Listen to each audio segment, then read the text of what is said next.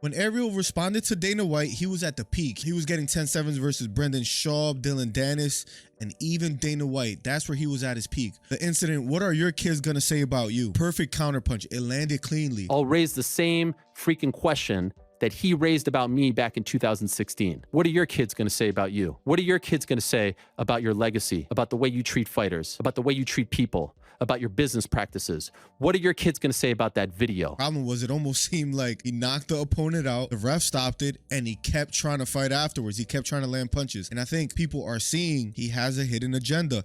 He's trying to push a narrative. That happened in the interview with Jamahal Hill. And usually you see the fans siding with Ariel, but I read a couple comments and a lot of them are like this: Ariel, all those 10-7s as of late have gotten to your head. You dropped the ball on this one, made it too personal.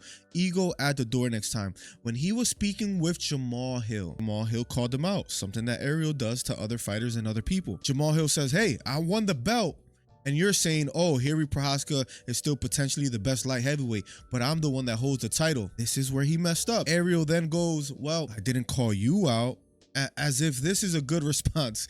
I didn't call you out when you were talking about Dana White and the incident with his wife and how you seem to be defending Dana. Jamahal saying, no, I've never done that at any point. I simply said no one should be slapping anyone. But Ariel kept trying to dig, kept trying to get Jamahal Hill to say something he didn't want to say. Jamahal Hill didn't take the bait. A lot of fighters are quick to fall into that trap. An example could be, a fan said, I've been watching the MMA Hour since almost the beginning, and Ariel does this a lot of the time, asking leading questions, which is a tactic to try to get the answer you want. Like, you're fighting at the apex. That's gonna suck with no fans, right? Now, Joe Rogan mentioned Ariel and said that Ariel tries to get fighters to say certain things. And back then, Ariel will let it roll off his shoulder. He'll quickly reply. Nowadays, it seems like he's having a 40-minute TED talk about Dana White, 40-minute talks about Dylan Dennis, or personal vendettas with Brendan Schaub, and some of them are entertaining. Some of them get a lot of views, but I think he's straying away from what he was great at. If I was Ariel's friend and I wanted to be honest with him, I would tell him, Ariel, hey, you've got a bunch of 10-7s. You won a lot of these battles. You made your point. You're taking it a bit too far now where you keep talking about the same thing. Look at Jamahal Hill.